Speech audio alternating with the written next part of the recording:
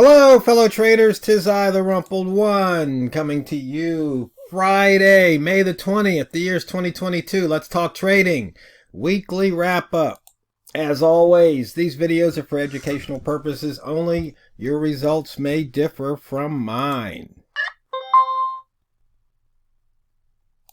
Oh, and it looks like we've got my speakers on. So, quick look at the month. We're 315 pips off that monthly low, 105 below the monthly open, and 167 off the monthly high. But as you can see, we're in the lower wick zone of the previous month. For the week, though, 255 pips off the low, 237 above the open, and 52 off the high, and all the weekly gaps have filled. Notice we took out this week's pivot and last week's pivot. Very interesting. We're right around the edge here of the inside, of the opening range for the month. We closed in it 3 days ago, fell out of it, almost closed in it yesterday, and we're right about that same level. Just about 3 pips above the daily open.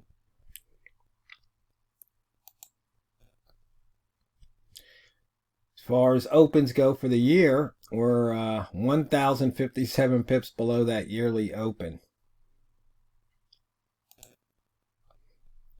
The inside bar that happened 8 days ago, yesterday we shot out of that area once again, and you can see there's been some inside bar action to be had.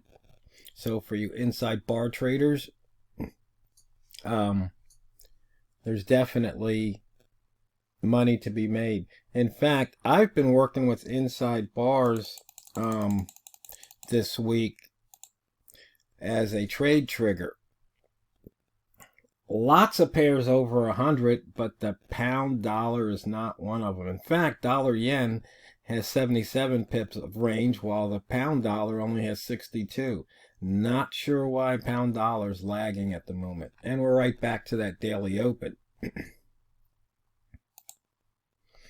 far as the buy zone, you can see here, we've been crisscrossing through the buy zone and across that daily open. But you can see these past, 1, 2, 3, 4, 5, 6, 7, 8, 9, 10, 11, 12. Past 12 hours, we haven't had an hourly close below the daily open at 124.65.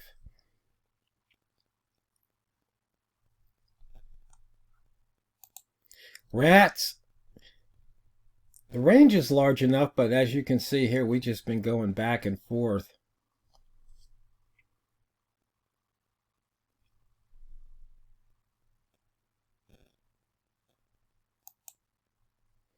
As far as the pivot trading plan, we had the Bambino Flex indicator indicate a long, and so also price near pivot point long, that paid off.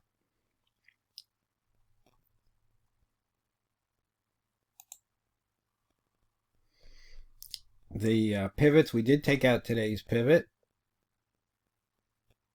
We have 2 missed pivots for the month of May. And let's see, next week's is a full week. And then we've got Memorial Day on Monday. So I'm sure Memorial Day probably won't be much of a trading day. Then we've got the 31st on a Tuesday. So we'll have to see how that all plays out in the future. As you can see here, in and out of that upper wick zone, we're back in at the moment, this hour. But it seems like the buyers are trying to keep the price above the 24.66 level here. You can see we've only had 1 close below that. So a lot of times when you hear either Walmart or myself talking about looking left, these are the kind of things you want to look for when you look left. Basically, you can see it. I mean, I probably have an indicator that tells you, in fact, I know I have the above below indicator, the cross above, cross below, indicator. I think I even have, yeah, the close above or below.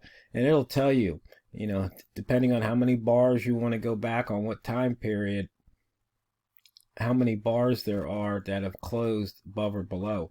I don't know if I've done that with the multimeter, but I know I've done the standalone indicators. And so when we get to the range this week, you can see 308 pips puts it at the 75 percentile.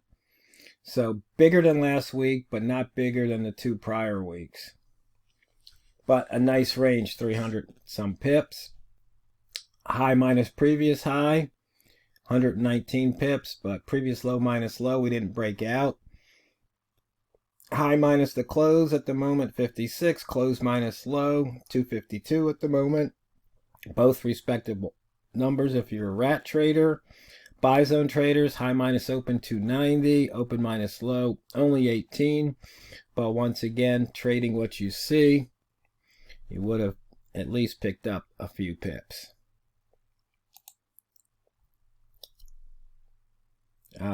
The simple price action with the sweet spots with the wall mall lines indicated.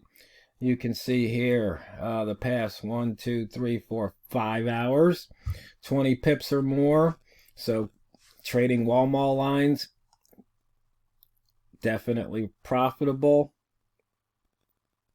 This hour at the moment, you can see the 70 was the wall mall line, and we hit a low of 61. So there's about 8 or 9 pips you could pick up depending on your broker. Previous hour, there was pips. The one before that. Once again, you know, when you want to do a hairy hindsight and you look at it, it just seems so simple. Part of the problem is, you know, we've been talking about risk this month. And when you put the trade on, now you're at risk. Your money's at risk. Trade is on. And what happens is, and Walmart and I were talking about this today, is the emotions. And he was saying how he has certain, you know, when he's in a trade for so long or at a certain level, you know, it's stressful, puts stress on him, works on his emotions. And I was saying, you know, we need to figure out why. Because I made mention, I said, you know, if you got in a trade, every trade you got in, as soon as you got in, you saw green. I mean, it made up the spread, made up the commission, made up whatever. But I mean, as soon as you clicked the mouse, it just ran your way. I go, would that be stressful? And I said, I don't think it'd be stressful. He goes, yeah, there's still be an amount of stress because you're in that trade and you don't know what it's going to do.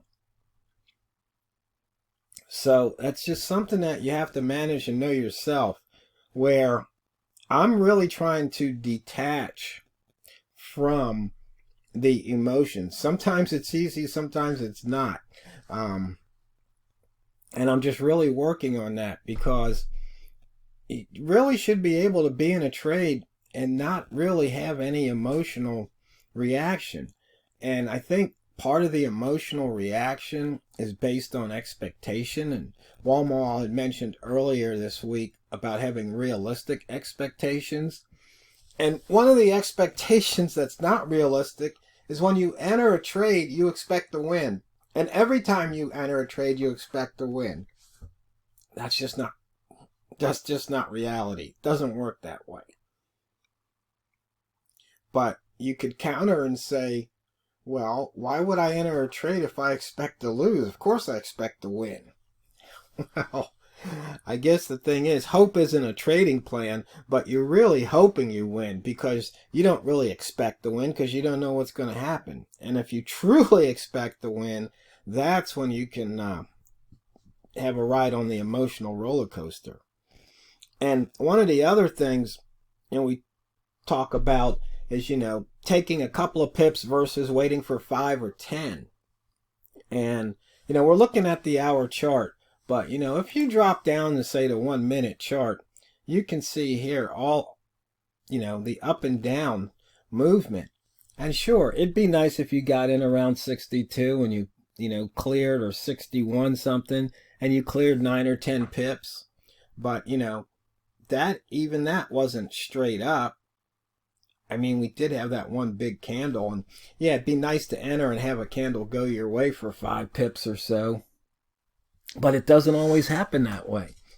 Probably, you probably enter long, and it probably goes the other way, and you're like, well, geez, this system doesn't work. But that's really not the system. That's just the market. And it's somehow detaching the reason you entered the trade, because it doesn't matter why you entered, because so many people are entering right now for so many different reasons. Some are entering long, some are entering short, and you can just see this reaction here in the market.